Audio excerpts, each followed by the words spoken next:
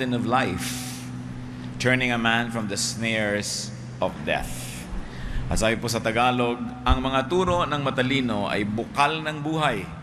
Ito ay maglalayo sa bitag ng kamatayan. Learn from the wise and have a better life. Ito ang ating pag-aaral, panibagong pagtingin sa itinuturo ng Proverbs. How to fear God. Paano nga bang ibig sabihin ng matakot sa Diyos? Salamat, Ama, dahil kami maaaring magpabalik-balik sa iyong salita.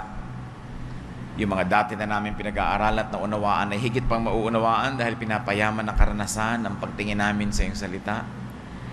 Payamanin niyo po kami ngayon, ang aming isip, ang aming puso, ang aming espiritu. At linisin niyo kami, O Diyos. Patawarin niyo po kami sa aming mga kasalanan, maliit ba't malaki. Alam man namin o hindi na nagawa namin, ipatawad niyo po. Make us clean so we can come into your holy presence. Dispense blessings to your people. Lift up your name. And we pray, Father, that as we ponder your word, we can become more and more like the people you want us to be.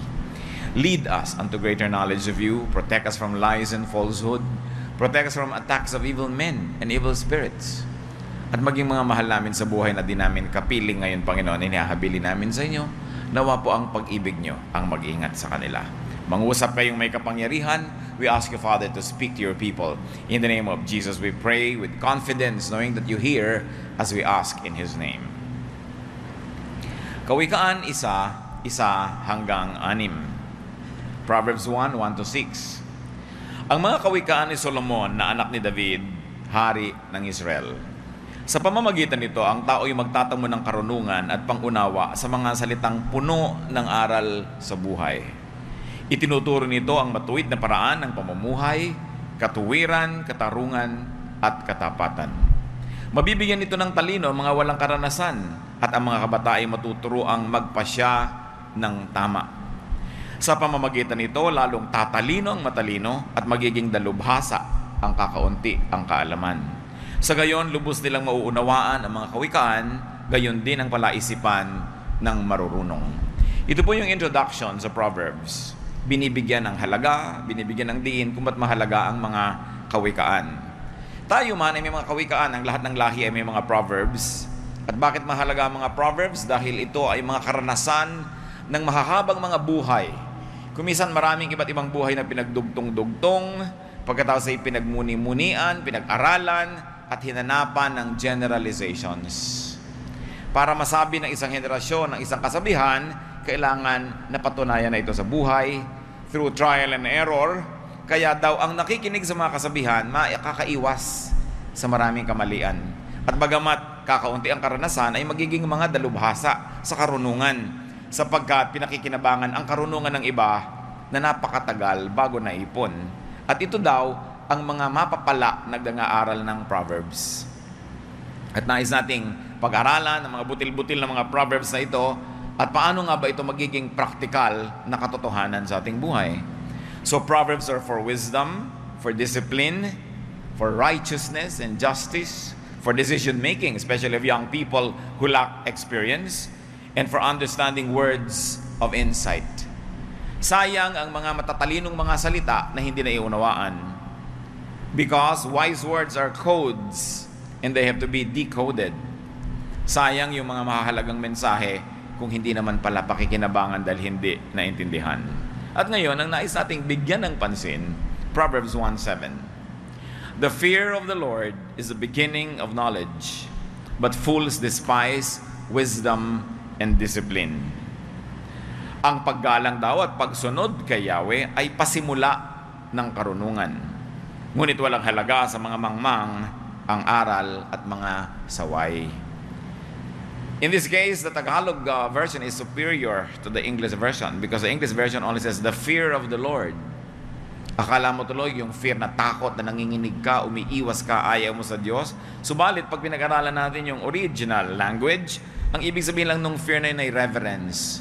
Kaya nung tinagalog, sinabing ang paggalang at pagsunod. Na sa English version ay fear lamang yon. That's why many people who rely only on the English version sometimes miss the point.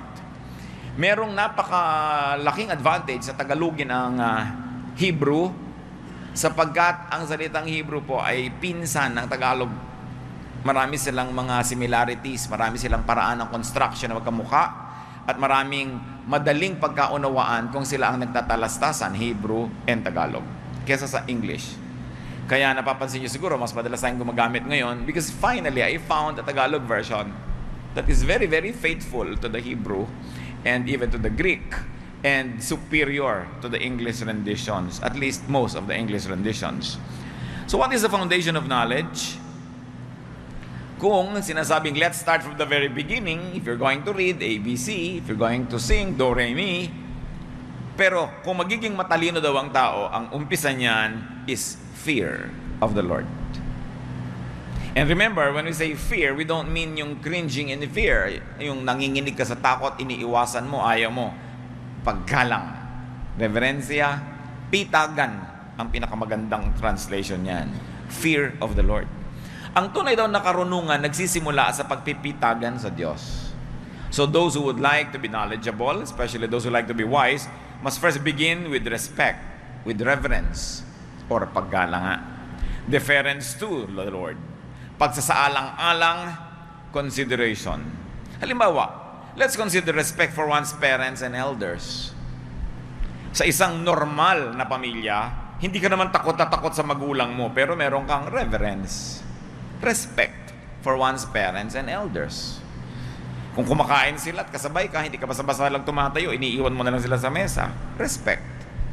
Sa mga Arabo, hindi pinapakita ng mga anak ang mga talampakan nila sa kanilang magulang, lalo sa kanilang ama. Sa kultura nila, disrespectful yun, yung ipakita mo yung talampakan mo. Iba't ibang lahi, iba't ibang pagpapakita ng respeto. So there is respect for one's superiors, for colleagues. Kaya kung isa sa mga aeroplano nakalagay, as a courtesy to the next passenger, please wipe the basin that you have used, because you have to respect your co-passengers. We respect one's friends. No? Hindi tayo nakikialam kung ayaw nila tayong pakialamin. Hindi tayo nagtatanong kung hindi nila tayo gustong sagutin. Hindi natin kinakalkal yung isinilihim nila sa atin kung kaibigan natin sila. Hinihintay natin sila magsiwalat ng lihim, at pag isiniwalat nila, doon lang tayo nakikisalo. At kung hindi, hindi tayo nakikialam. Respect for friends. Respect for your partner or for your spouse. Na hindi mo basta-basta pinapakialaman kahit cellphone niya. Hindi mo binabasa lahat yung nandun. Liban na lang nanganganib ang inyong pagsasama, siguro pwede mong pakialaman, ano? Pero hindi lagi. Hindi como magulang ka, binabasa mo yung mga messages ng cellphone ng anak mo. Paggalang, respect. Pag naglalakad ka sa isang hotel, may nakabukas sa pinto, hindi yung mukha mo pumasok na agad sa loob, nakatingin ka nang nakatingin. Yung hindi mo tinitingnan ng hindi ipinapakita sa iyo, respect. No? Very important. And very importantly, respect for oneself. Paano ba iginagalang ang sarili? Kung ang respect po ay isa sa kahulugan ng fear, therefore, to fear the Lord is to respect the Lord.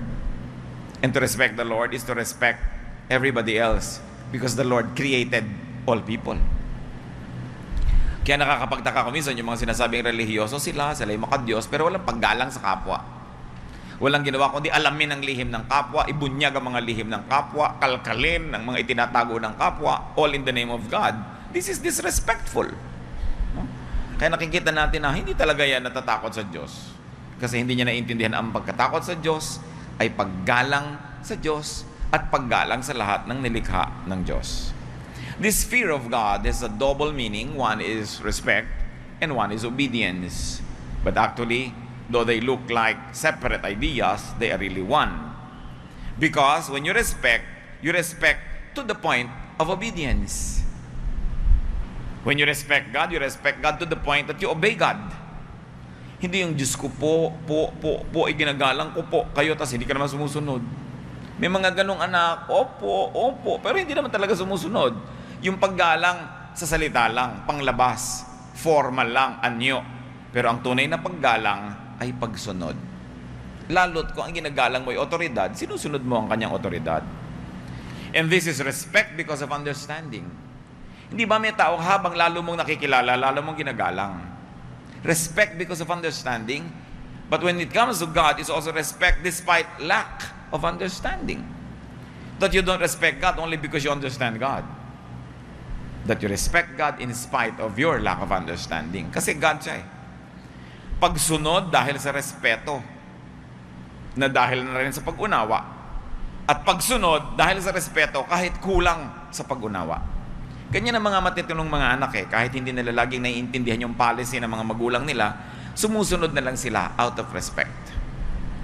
And then later on, when they become wiser because of age, they will say, tama pala ang nanay ko, tama pala yung tatay ko. Buti na lang sumunod ako at ako nailigtas sa maraming pagkakamali. Dahil sinasabi nga nitong Proverbs, ang mga kabataan, ang mga hindi dalubhasa ay magiging parang dalubhasa sa karunungan. Makinig lang sa mga kawikaan. So what else is a form of obedience? Obedience that defines man's do's and don'ts.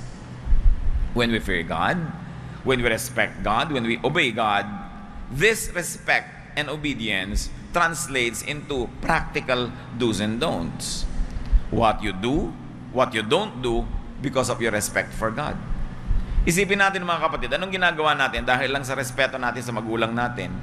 Ano yung hindi natin ginagawa dahil lang may respeto tayo sa kanila?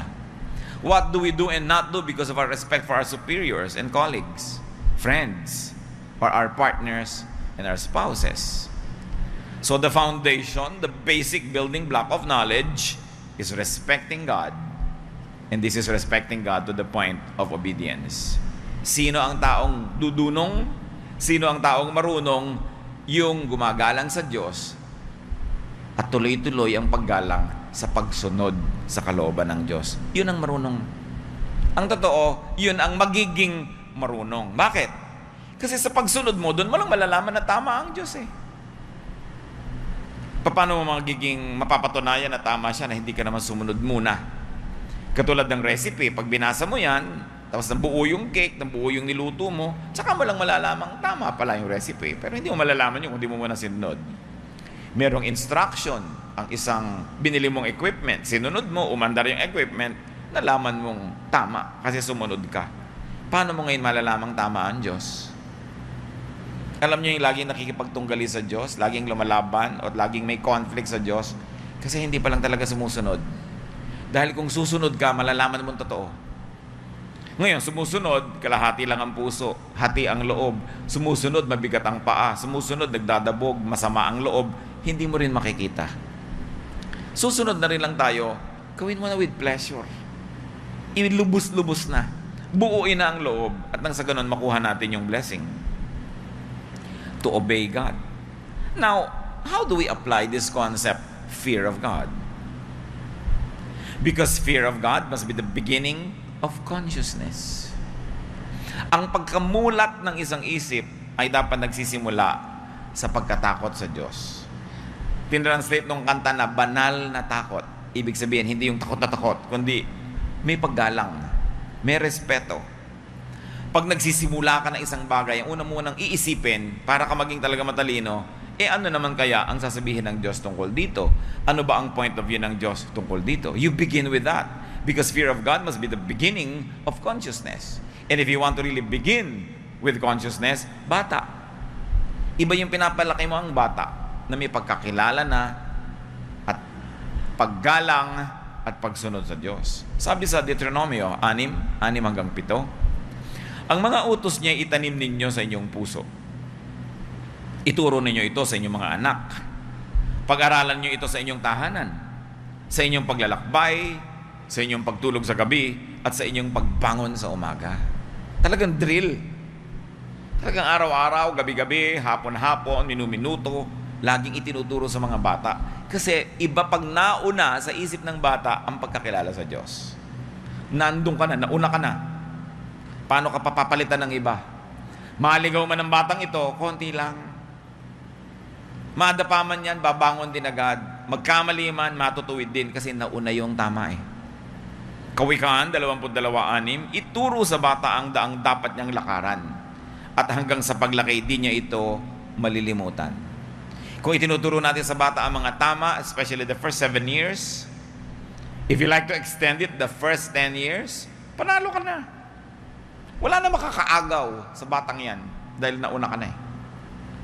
Para rin yung pagmamahal, kung minsan, di ba, kung sino yung nag-alaga, yun ang mahal. Kung minsan, hindi nga yun ang biological parent, pero yun ang nagpalaki. Sumulpot man yung biological parent galing sa ibang planeta, hindi na niya maaagaw ang pag-ibig ng batang ito kasi nauna ka na eh.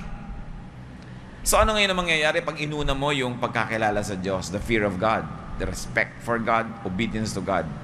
Hindi ka na dapat mag-alala.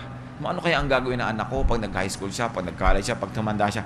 Nakatanim na yung salita ng Diyos eh. Siyempre, maganda kung may follow-up, maganda kung patuloy itong napapalago. Pero yung gumawa ng tamang assignment, itinuro ang tama sa bata sa simula pa lang, yan ang nakakapag-relax pagtanda. Pero yung mga tamad na magturo, no? Hindi nagturo ng nagturo, yan ang hindi makakapahinga. Matanda na lang yan, hanap pa ng hanap sa mga anak, sa mga presinto, sa morgue, sa ospital, sa mga sementeryo. Dahil hindi na una ang turo. Sa inyo na magpapalaki pala ng mga bata, unahan. Pero huwag yung laging, huwag kang iinom ng coke, magagalit si Jesus. Yung mga katamaran ng pagpapaliwanag kung ba't hindi siya yung gustong painumin, sinasangkalan lagi ang Diyos. Ayan, magagalit ang God. Pag may pastor, magagalit si pastor, huwag kang kumain ng ganyan. Yung panakot, no? Ang mga tao, panakot ang Diyos, panakot yung pastor, panakot yung mga religious leaders. It's the wrong way to approach this. Because people equate God and people equate things that are belonging to God with fear. Alam niya, mga tamad na magulang yan. Pastor, pag sabihin mo nga anak ko, at tikas-tikas ng ulo niya, ikaw kasama nung lumaki, ba't ako pagsasabihin mo dyan? It only tells me how lazy you are magturo. Di ba? May mga magulang nakakapanliit kung pwede lang akong mag-disappear. Kaharap yung bata, Pastor, ang tikas ng ulo niyan, pagsabihan nyo. Hindi talaga titino yung ganun bata kung ganun yung magulang.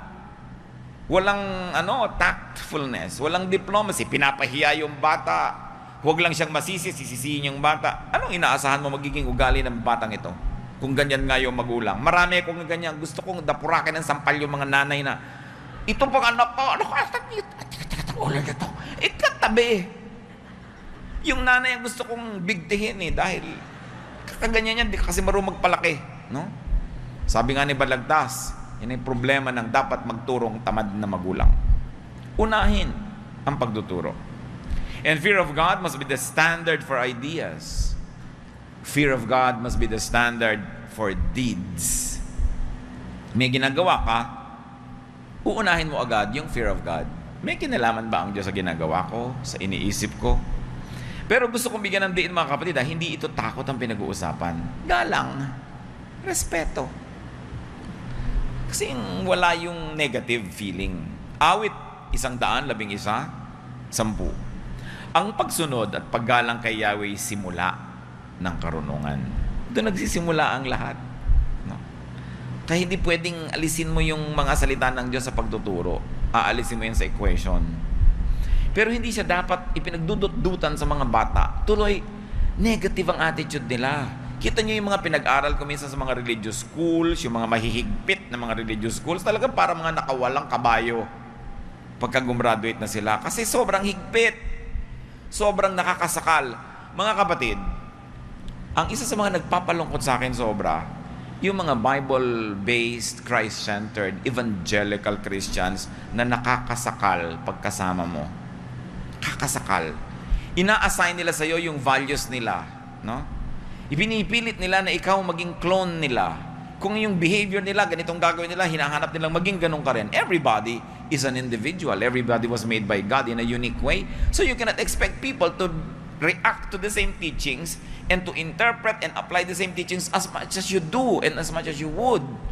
May mga tao, pag dumating sila, nagpapasikip ng mundo.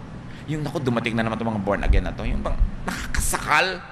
Dapat hindi tayo ganun. Kasi hindi ganun si Jesus. Lagi tayong nagmo-moralize, assigning morality to everything. You know, morality is a very personal issue. No? While we have the same God, the same Bible that we subscribe to, you must process it. And you must apply it in a way that is unique to your situation, that brings out the best in you and brings out the best in situations. Hindi yung para tayong Diyos, yung pag dumadating tayo, judge ka ng judge. Lungkot na ganyan. Alam niyo, napakarami mga tao, dapat sana napalapit na sa Diyos kung hindi lang nakakapaso ang maraming Christians. What we must learn is to be steadfast in our sense of morality, but not to inflict it on others. Let them process their own application of these spiritual things. So kailangan, ang pagsunod at paggalang doon nagsisimula. Ang karunungan.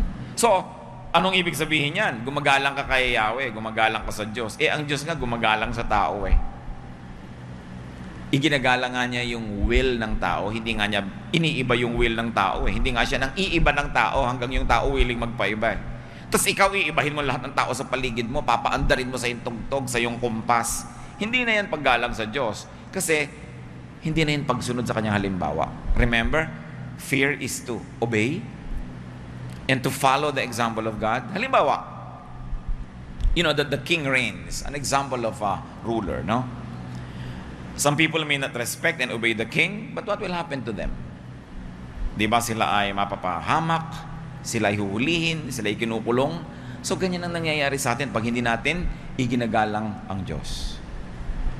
Paggalang na pagsunod, hindi lang paggalang na naka-close neck ka, naka-long sleeves ka, yung para ka laging ibuburol dahil ginagalang mo ang Diyos. Hindi lang yun. Kundi yung iginagalang mong yung kapwa, kahit hindi sila kagalang-galang, kasi iginagalang din sila ng Diyos. Dapat nating iakyat, isampa, itaas yung pagbabasa natin ng Bible At ang pagbibigyan natin ng kahulugan sa mga salitang ito. God respects people. So how do you respect God? Respect those that God respect. That means you're respectful of people. At yung ruler, pagka hindi mo ginagalang, sinusumpa-sumpa mo, ano mangyayari sa'yo? Mapapahamak ka. At marami pong kapahamakan ng tao, hindi lang natin na pagko-connect dahil hindi natin ginagalang ang Diyos. Isipin nyo kung paano niya apply yung marami akong tragedy sa buhay, maraming nangyayari sa akin hindi maganda because I don't respect God. Halimbawa, sabi sa mga ngaral 10, 20, ni sa isip ay huwag susumpain ng inyong hari, ni sa pag-iisay huwag hamakin ang mayayaman, pagkat may pakpakang balita at may tainga ang lupa. Anong sinasabi dito? Defer to those who have power and authority. And if this applies to human, powerful personages, what more to God, who is divine, who is in heaven? Kaya dapat lagi siyang iginagalang. Kahit sa isip mo, hindi mo siya dinidisrespect. No? Kailangan laging may pag-alang sapagkat nakakarating sa langit ang lahat ng mga hindi natin paggalang sa Diyos. May balik sa atin yon. Kaya kung minsan nagtataka ka, bakit ba hindi ako mag-click sa ginagawa ko? Lagi na lang ako nabibigo, lagi na lang ako nalulungkot, lagi na lang akong lugi. Maaaring yan yung mga balik ng hindi natin paggalang. Kahit ka religious. Maraming ang religious na talagang hindi gumagalang sa Diyos in principle. Kaya kung minsan sila tong malulungkot, sila tong mga nilulunod na lang makalungkotan nilang kahahaleluya, pero naglilibang lang talaga sila dahil alam nilang mayroong napakalaking kulang sa kalooban. Kaya dapat talaga ang inuuna yung loob, yung totoo. At walang makakapagpaliwanag ng salita ng Diyos sa inyo mga kapatid kasing tindi ng sarili niyong pag-unawa dito. That we must graduate to the level of engaging the Word of God, finding its meaning in our own terms, and applying this in our own terms so that the words of God become beneficial to us. Ibinigay ang salita ng Diyos, ibinigay ang mga utos ng Diyos para tayo magbenepisyo, hindi tayo pahirapan, hindi para tayo igapos at hindi para tayo tuligsain o kaya usigin. All good things come from the Father of lights. All good things come from above. And what are they supposed to achieve? Goodness for those who receive them. Kaya dapat sinusuri natin ang ating pananalig na nakabubuti, hindi nakasasama. Nakapagpapasaya, hindi nakakapagpalungkot. Nakakapagpaluwag, hindi nakakapagpasikip. Sapagkat ang lahat ng galing sa Diyos ay mabuti. Unang Pedro 2, 13 hanggang 14.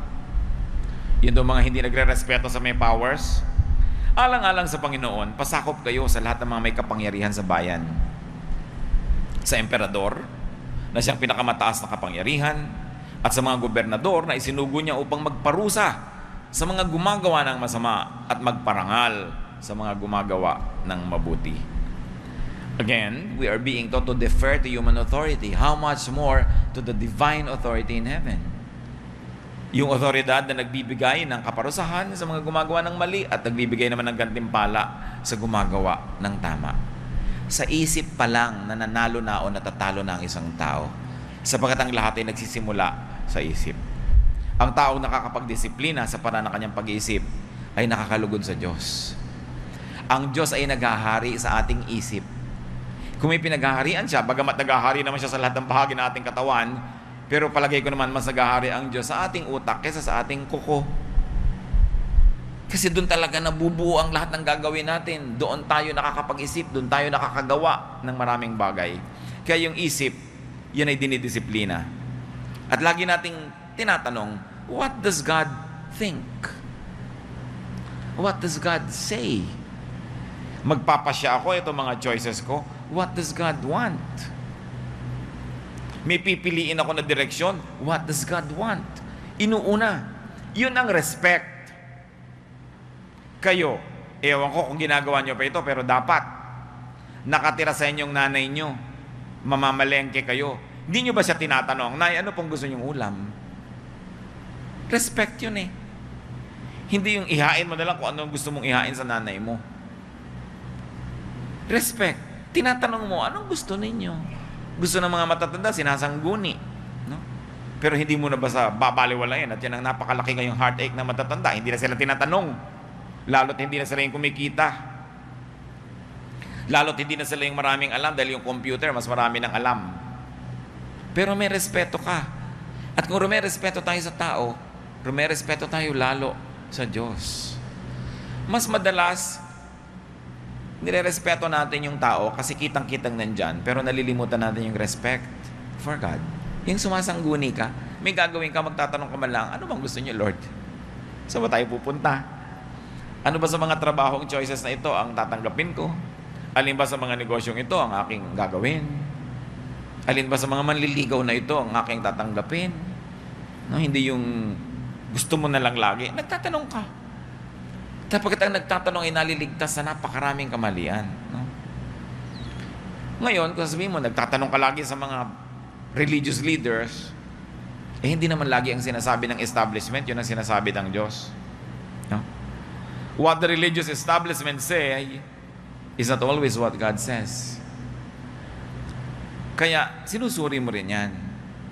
Sasabihin kasi natin, bakit ganun? Ang religyoso ko, masunurin ako sa lahat ng utos ng simbahan, pero ba't hindi ako masaya? O bakit miserable ako? O bakit parang may kulang? Kasi hindi naman lahat na itinuturo ng religion yun talagang gusto ng Diyos. Kaya ang pagtuligsa na lang ng Panginoon sa mga religious leaders, ganun na lamang. At paulit-ulit ko yung sinasabi. Paulit-ulit. Nagsasawa na nga siguro kayo niyan. Pero kasi kitang-kita ko mga kapatid na isang napakalaki magpahirap sa tao, relihiyon. Hindi yan masama. Maganda nga yan. Pero dapat yung relihiyon nakasang-ayon sa kalooban ng Diyos, hindi lang doon sa convenience ng mga leaders, sa convenience ng social engineering, sa convenience ng peace and order, that many individuals are sacrificed. Hindi na iginagalang ang individual for the sake na lang of order. Ganon. Maraming ganyan di ba? Pagka for the sake of order, o lahat papakainin, magkakamukha na, wala ka ng pake kung merong allergic ito, hindi nyo ito pwedeng kainin. Yung isang tao, ayaw niya ng gano'n na pagkain. Wala ka na doon. Basta nag-serve ka sang lahat. O maayos na, kakain tayo ng 7, 7:30, tapos na. Tapos. Di ba ganyan sa mga camp, ganyan sa mga retreat, tinatanong ka ba, allergic ka ba sa bagoong? Gusto mo ba ng ganito? Ang gusto bang butter, matigas o malambot? Anong bang gusto mong tinapay? Hindi ka natatanungin. Yung talagang parang batong pandesal doon at yung mantikilyang kasing nipis ng hangin, yun na kasi camp. Kasi ang iniisip ng camp organizers, kailangan 6 magpakain para 6:30 tapos na. Ganon. Ikaw naman gusto mong tulog ka pa hanggang 6:30. Hindi pwede. Gising na kayo lahat. Naintindihan niyo ako mga kapatid na yung pangkalahatan, bihirang effective sa individual yun And when you look at Jesus, Jesus always paid attention to the individual. Baka naman mag-camp tayo, humingi kayo ng mga kapretsyo nyo, ha? Example lang yun. Ganun talaga pag-camp, lalo't mura, no? Wala nang masyadong individualization ang mga serving. Pero, paandarin nyo yung imagination nyo. Ganun ang society. No parking, kahit na ikaw lumpo, hindi ka makapark dyan, buti sa mga advanced civilizations, ginagalang nila, pwede ka mag-park kung ikaw ay medyo physically challenged, no? Pag sabing ganito yan, wala silang pakialam sa'yo. Basta sumunod ka para madalian yung mga namumuno. Ganon din sa church. Para lang madali ang buhay ng mga namumuno. Ganito, ganyan, ganyan, ganyan. Hindi ganon si Jesus. No? Tinuligsan niya yung katigasan ng loob ng mga religious leaders sa pag-accommodate sa mga individuals. Matthew 15:8. Ang paggalang sa akin ng bayang ito ay pakunwari lamang, sapagkat sa bibig at hindi sa puso ito bumubukal. Sinong tinutulig sa bayang Israel? Nasabi nila sila'y bayang pinili, bayang makadiyos. Pero sabi, hindi. Hanggang bibig lang yung mga yan. Hindi totoo. Mateo 23:15, kahabag-habag kayo, mga tagapagturo ng kautusan at mga Pariseo, mga mapagkunwari. Nilalakbay ninyo ang karagatan at ginagalugad ang buong daigdig. Makahikayat lamang kayo ng kahit isang hentil sa pananampalatayang Hudyo. Ngunit, kung ito'y mahikayat, ginagawa nyo siyang masahol pa kaysa sa inyo. Kaya't lalong may dahilan para siya'y parusahan sa impyerno. Si Jesus ang nagsasalita. Sino tinutilig sa niya? The religious leaders of his time. Sabi niya, malas ang dapuan ninyo. Malas ang sumunod sa inyo. Malas ang makonvert nyo. Dahil lalong mapapahamak sa impyerno. Dahil marami kayong ituturo na pampahirap, pampagulo. People become judgmental, people become selfish, and people become self-righteous pag dinapuan ng mga teacher na ito. Sabi, you make them twice as much a son of hell as you are. So anong ibig sabihin ng paggalang sa Diyos? Hindi lang i-impose mo ang iyong mga religious standards on people, kundi igalang mo yung mga tao kahit yung ayaw maniwala sa iyo. Kasi ganun si Jesus. Kahit yung hindi sumusunod sa iyo. Hindi yung ganyan ka lang dahil masunurin sila. Pagka hindi na sumunod bukas, sisipain mo na hindi mo na siya kapatid. Ganun ba ang paggalang sa Diyos? Kung iginagalang nyo ang inyong magulang, anong gagawin yung trato sa inyong kapatid? Ginagalang nyo magulang nyo, nagkamali ang kapatid nyo, anong gagawin nyo? Papatayin nyo yung kapatid nyo? Hindi yung magulang nyo ang nagdamdam. Ginagalang nyo ang magulang nyo, ang inyong kapatid ay nagkulang, nagkamali, anong gagawin nyo? Itatakwil nyo? Anong mararamdaman na inyong magulang? Pero ganoon, ang napakarami mga sasabing, we worship God. Pero ang sama ng pakikitungo sa mga kapatid, sa mga kapatiran, lalo't-lalo ang mga kapatid na ito'y nagkakamali, lalo't-lalo ang mga kapatid na ito'y nadapa, paano mo papakitunguhan ng Diyos kung hindi ka nakikitungo sa mga anak niya na mahal din niya? So, paulit-ulit na binibigyan natin ng kahulugan. Ano bang ibig sabihin na irespeto natin ng Diyos? What does it mean to really fear God? Now, fear of God must inform, it must shape, and it must direct human activity and achievement. Na siya ang lagi mong iniisip, ano nga ba ang marapat, nakagalang-galang na pamamaraan para sa tingin ng Diyos? Kawikaan 15:33, ang paggalang at pagsunod kay Yahweh ay nagtuturo ng karunungan. Sabi sa mga ngaral 12, 13-14, sa kabila ng lahat ng ito, isa lamang ang aking masasabi. Matakot ka sa Diyos at sundin mo ang kanyang mga utos, sapagkat ito ang buong katungkulan ng tao. Lahat ng gawin natin, hayag man o lihim, mabuti man o masama, ay ipagsusulit natin sa Diyos. So pag may ginagawa tayo, dapat lang tayong aware. Ipagsusulit ko to. Mananagot ako dito. Makakatanggap ako ng palo o haplos. Makakatanggap ako ng gantimpala o parusa sa iniisip ko, sa ginagawa ko. Therefore, all human activity must be informed and shaped and directed by our conscious effort to respect God. Be wise. Respect God. Pag sinabi mo, paano ka igagalang ang Diyos? Hindi ko naman siya nakikita. Paano ka igagalang ang Diyos? Nasa langit naman siya. Paano ka ba pwedeng bastusin ng Diyos? Diba? To respect God, and you don't know how to do it, because many of us don't know how to do that because God is invisible, just respect God's creation. Diba? Ginagalang mo ang asawa mo, nagluto.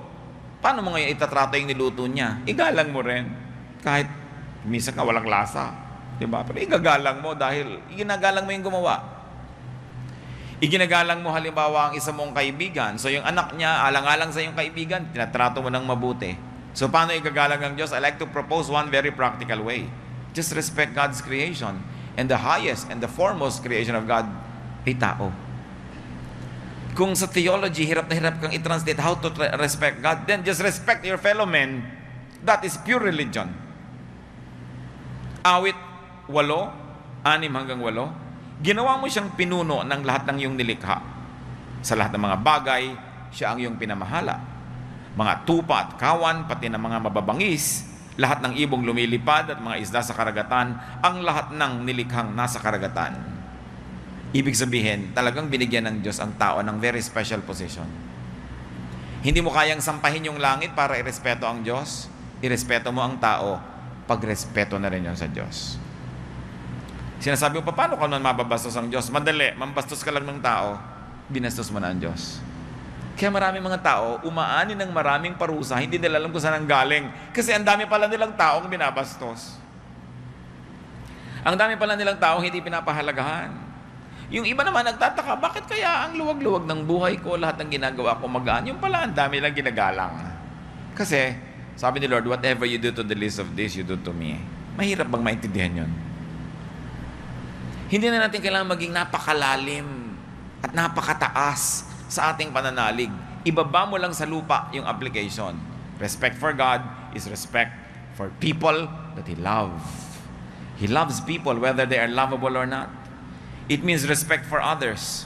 Unang Pedro 2:17, igalang ninyo ang lahat ng tao. Ano bang ibig sabihin ng lahat? Lahat. Filipos 2:3, ituring ninyong higit ang iba kaysa sa inyong mga sarili. At meron pa pong isang mahalaga. I like to propose a very profound religiosity. Respect yourself. Kahit sa ulo mo ang lahat ng verses, if you don't respect yourself, then you don't respect God who created you. Therefore, you are disrespecting God in spite of your religion. Respect yourself. Psalm 139:14, I praise you because I am fearfully and wonderfully made. Your works are wonderful. I know that full well. Pag pinipintasan ninyo, minamaliit, hinahamak ang inyong sarili, iniinsulto nyo ang Diyos. Kasi nilikha niya kayo eh. Di ba kung minsan merong pintor, pinintasan mo ng pinintasan, yung ginawa niya, di siya yung sinasaktan mo nun. Merong gumawa ng isang bagay, floral arrangement, hindi mo inappreciate, di yung gumawa nun ang nilalapastangan mo. Napakarami sa atin mahiling mag self-depreciation. Ganito lang ako, ano lang ako. Yung hindi ako maganda, pangit ako, maliit ako, negrita ako, kulot ang aking buhok, bobo lang ako, mahirap lang ako, probinsyana ako, yung mga ganyan-ganyan. Tapos hallelujah ka ng hallelujah. Nako, walang talab yung hallelujah mo. Iniinsulto mo ang sarili mo, tapos puri ka ng puri sa Diyos. Hindi mo alam, bastos mo lang sa Diyos doon dahil ginawa ka, tapos pinipita sa yung sarili mo, tapos hallelujah ka ng hallelujah. Walang talab yun. Mamamalat ka lang. Huwag naman, good morning myself, you are beautiful. Hindi naman gano'n, ano? Dahil sobra naman sa kabilang dulo. Pero humanap ka ng maipupuri na ipagmamapuri at ipagmamalaki at ipagpapasalamat ako sa iyong sarili kasi hindi ka naman isang malaking pagkakamali ng Diyos. Madalas lang sinusukat natin ating sarili sa panukat ng iba, sa panukat ng advertising, sa panukat ng kung ano-anong standard. Kaya tuloy tayong lumulungkot. Sukatin mo ang sarili mo sa panukat ng Diyos. Nilikha kang ganyan, hindi ka mistake. At habang hinahanap mo yung lugar mo, habang ina-appreciate mo kung sino ka, kung ano yung talent mo, doon mo lang mahahanap ang tamang lugar mo sa mundo. Doon ka magiging mahalaga, doon ka sasaya, at doon ka magiging mabunga. 1 Corinthians 6:19, hindi ba ninyo alam na ang inyong katawan ay templo ng Espiritu Santo na nasa inyo at ipinagkaloob ng Diyos sa inyo? Hindi na ninyo pag-aari ang inyong katawan. So, ibig sabihin, kahit ikaw, wala kang right na sirain yung katawan na yan. Kahit ikaw, wala kang right na yan ay maliitin sapagkat yan ay tahanan ng Espiritu ng Diyos. To respect yourself is to respect God. To respect yourself, therefore, is to be wise. So, diyan tayo ngayon mag-focus mga kapatid, di ba? Respect God. Na ngayon, sinabi na natin, respect for God is respect for self, among many things. So, do not degrade yourself for many reasons. One is for desire. Do not degrade yourself because of your desire for things. Huwag ninyong papabayaan mga kapatid na hamakin ninyo ang inyong sarili dahil lang sa inyong mga gustong makamit, mabili, maging inyo, makamkam, maangkin. Maraming mga tao, magkaroon lang halimbawa ng kotse, nagpakahamak-hamak na. Makuha lang yung mas malaking mana, nagpakababa-baba na ng pagkatao, pati mga sariling kapatid, kinakatalo na. Makamit lang yung hinahangad, ibinaba na ang sarili sa putik, hinamak na ang kanyang sariling dangal, tapos things lang yung ipapalit mo. Sabi sa Mateo 6:26, masdan ninyo ang mga ibon, hindi sila nagtatanim, ni umaaniman, o kayo nagtitipon sa kamalig. Ngunit pinapakain sila ninyong Ama na nasa langit. Hindi ba't higit kayong mahalaga kaysa mga ibon? So why degrade yourself just for a piece of jewelry? Just for a piece of property? Just for a little something? Sabi, higit kayong mahalaga kaysa dyan. Hindi kayang tumbasan ang halaga ng salapi, ang dangal ng isang tao. Ang kanyang halaga sa tingin ng Diyos. Mateo 6:31-32. Kaya't huwag kayong mag-alalang baka kayo kapusin sa pagkain, inumin o damit. Hindi pa mga hentil na nababahala tungkol sa mga bagay na yan? Alam ng inyong Ama na nasa langit na kailangan ninyo ang lahat ng yan. Bakit ito sinasabi? Kasi sa pag-aalala ng tao, marami rin siyang sinusuot na pagpapakababa. Sa kanyang mga insecurity, sa kanyang mga worries, hinahamak-hamak din niya ang kanyang sarili sa paghahanap niya ng security, sa paghahanap niya ng sagot sa kanyang mga pangangailangan. Sabi, mga ibon, yung mga insekto, pinapakain ng Diyos. Kayo pa ba? Hindi pa ba nyo naintindihan kung gaano kayo kahalaga sa Diyos? Kuminsan, di ba? Meron ako nabasa sa Reader's Digest, isang ina, mahal na mahal niya yung anak niya, halos hindi pa dapuan sa insekto. Ito namang anak talagang naglayas. Nawala ngayon, nakuha siya ng mga masasamang tao, ginawa siyang prostitute, nakagapos siya doon, ginagahasan na kung sino-sinong tao, halos hindi pa kainin, halos hindi makakaligo. Anong pagbasag sa dibdib ng isang magulang na ang mahal na mahal mong anak, halos itangi mo't idambana, ay ginaganong-ganon ng iba? Diba? Ngayon, nararamdaman din yun ng Diyos pag ginaganon natin sarili o nang gaganon tayo nating kapwa. Sapagkat ang bawat tao ay tinatangi ng Diyos. All our theology will mean nothing if we don't love people genuinely. Whether they are lovable or not, whether they conform to our religious standards or not. No? Love is what Jesus exemplified. Yung paghahangad, nakakapagpababa yan. Hindi ko na kailangan explain sa inyo. Isipin niyo lang mga kapatid, ang mga sarili niyong paghahangad na nagmukha kayong cheap. No? Dahil lang interesado kayo. What you do not covet cannot enslave you. Sino ang taong malaya? Yung hindi naghahangad. Sapagkat hindi kayo kayang alipinin ng hindi nyo pinagnanasaan. Di ba kahit sa pag-ibig, nagpapakaali-alipin ka dyan dahil gusto mo siya eh. Eh kung hindi mo siya gusto, ba't ka man niya maalipin? Kaya binabantayan mo kung sino ginugusto. Binabantayan mo kung sino hahangarin. Kung ano ang gugustuhin. Dahil nagiging alipin ka niyan. Do not degrade yourself because of your desire for ambition. Now, don't get me wrong. Hard and honest work is not degradation. It is not degrading.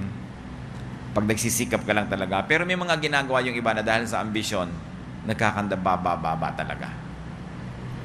Yung kahit na sila magpakababa sa harap nitong isang tao, sa harap lang ng iba, magmukha silang mataas, pwede na rin. No? Yung mga pakitang tao. But stooping too low, stripping oneself of respectability and losing self-respect for ambition is nothing. Because remember, our ambition must be tempered by our respect for God. And the moment that you lose your respectability for ambition, you're already destroying the very fabric of what ambition should be. May isa pa na hindi natin dapat ahayaan mga kapatid. Do not degrade yourself for desire for pleasure. Yung mga iba gusto lang makapagbakasyon, ibebenta na ang kaluluwa. No? Gusto lang sumarap ang buhay kahit na ibayad na yung kanyang dangal.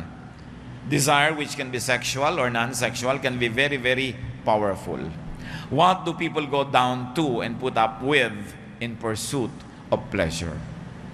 Yun lang mga nandadaya sa mga asawa nila, no?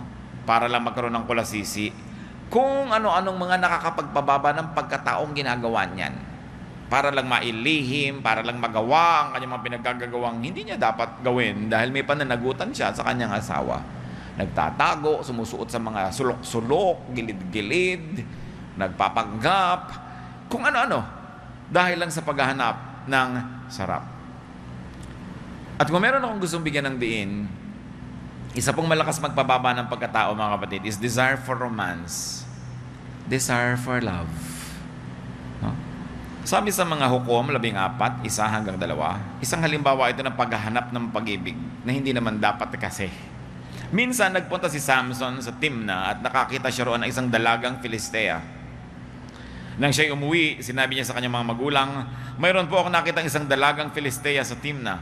Kunin po niyo siya para sa akin. Gusto ko siyang mapangasawa. Samson's desire for romance led to his downfall. Now, not all desires for romance leads to downfall, ha?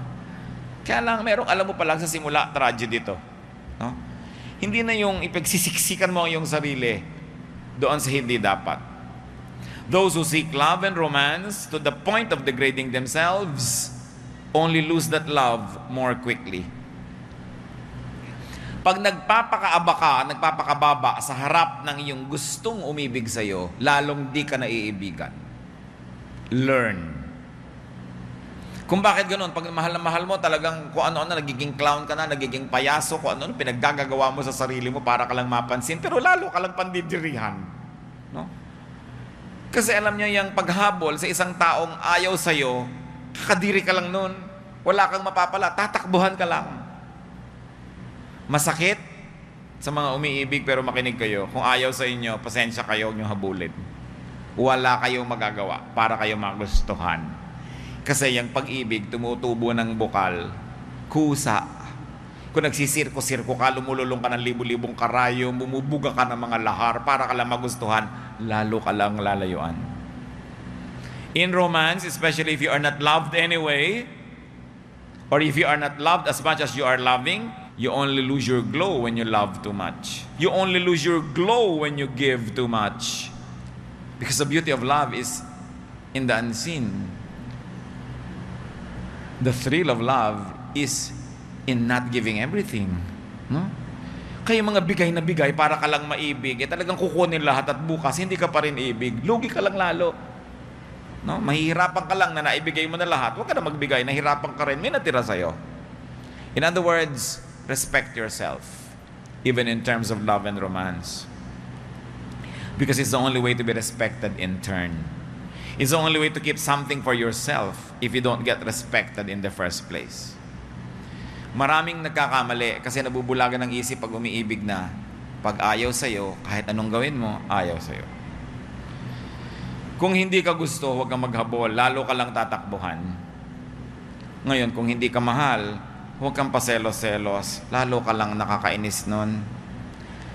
Ang pagseselos ay masarap lang kung mahal mo yung nagseselos. Pero kung hindi mo mahal yung nagseselos, gusto mo siyang ilibing ng buhay. Bago kayo ilibing ng buhay ng pinagseselosan nyo na hindi na kayo mahal, tanggapin yung katotohanan. Lalo hindi nyo asawa. Siyempre, kung asawa, meron kayong right magselos. No? Pero yung girlfriend lang kayo, selos kayo ng selos, alam nyo na ayaw kayong puntahan, text ka pa ng text. Paramdam ka naman. Ayaw na nga magparamdam. May gusto mo pa magparamdam. Padala ka na ng padala ng load, hindi ka pa rin tinetext. Hindi mo pa ba naintindihan yun?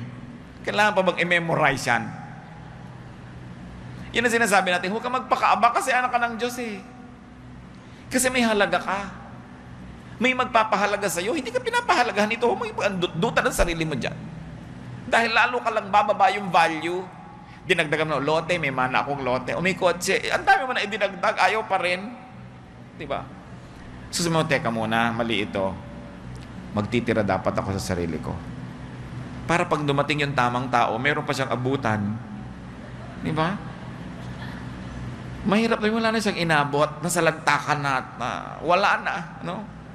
Kung hindi ka mahal, huwag mong ipagpilitan. Kasi mo masakit po yan. Oo nga, pero hahabol-habol ka, wala rin naman mangyayari. Lugi ka sobra. Kung ayaw sa'yo, huwag pagsiksikan. This means respect for God eh. Nako-connect nyo mga kapatid. Because God respects you. God wants you to respect yourself. Keep something for yourself. Keep the Spirit of God in you respectable and respected. Yung mga ibang magulang sabihin, bakit mo ginanyan ang sarili mo? Dala-dala mo ang ating pangalan. Nakala mo kung ano yung pangalan ng pamilya nila. Every family has a skeleton in the closet, ha? Huwag na kayong mga pamilya natin. Lahat ng pamilya may bulok. Lahat ng pamilya may lihim, may baho. Habang tinatanggap yan ng mas maaga, mas makakalaya kayo para hindi na lang kayo pagod na pagod mag-image dyan. Lahat ng pamilya, walang perfect. Nakakalaya ka. Sabi, ganyan talaga. May kapintasan kami. Diba? Talagang may lola kaming ganon, may kapatid akong ganito, yung ganito kami. Ganito kami. Diba? God is not finished working on all of us. Pero sa yung ang pamilya natin, kinaladkad mo sa kahihiyan, galit na galit dahil dala mo yung pangalan. Yung pangalan ng Diyos na dala mo, nilikha ka ng Diyos. Tapos kung saan mo kinaladkad yung karangalan na yun, di ba? Remember that you are not your own, you were bought at a price. Sabi sa 1 Corinthians 6:19, hindi ba nyo alam na ang inyong katawan ay templo ng Espiritu Santo na nasa inyo at pinagkaloob ng Diyos sa inyo? Hindi na ninyo pag-aari ang inyong katawan. Gusto mo mang ipamigay lahat yan, hindi pwede kasi hindi naman sa'yo lahat yan eh. Kaya dapat may itinitira ka. Kahit man lang yung parte ng Diyos sa'yo, matira. Huwag mo ipamigay. Kasi hindi naman sa'yo yon. Kaya hindi ka mauubusan ng paggalang sa sarili mo kasi may Diyos na nakatira doon, kailangan mo igalang. Kaya hindi tayo dapat nakakalimot ng gusto. There is a part of you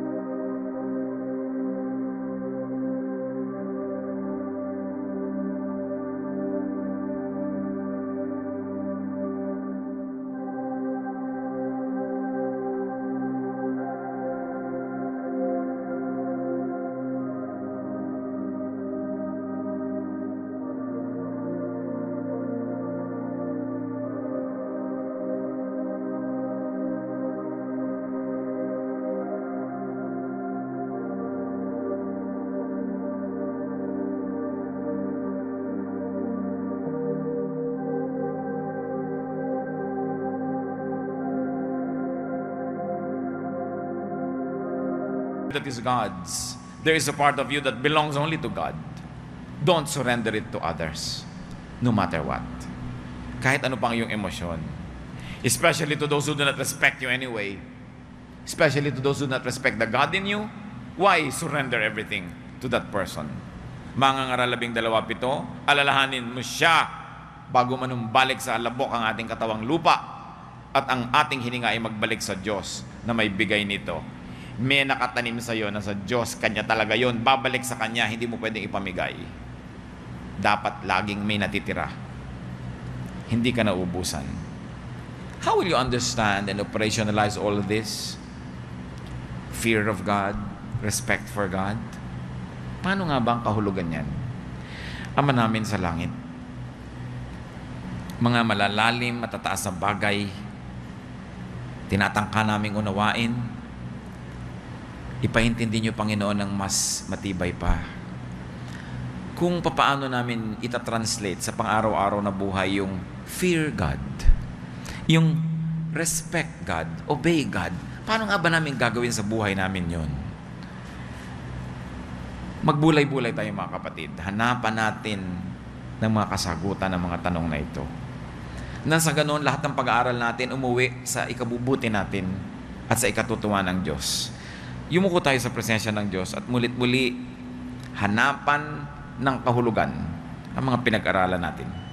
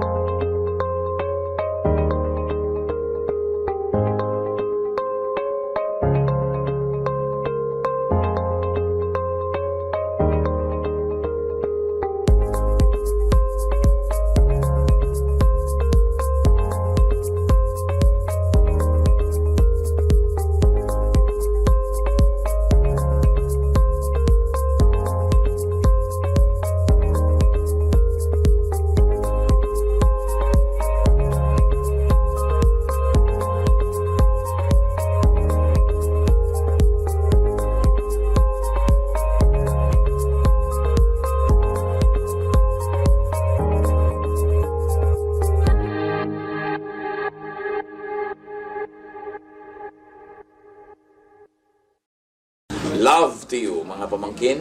Dito tayo mag-aral ng salita ng Diyos. Dito tayo mag-aral ng mga practical na bagay. Magdala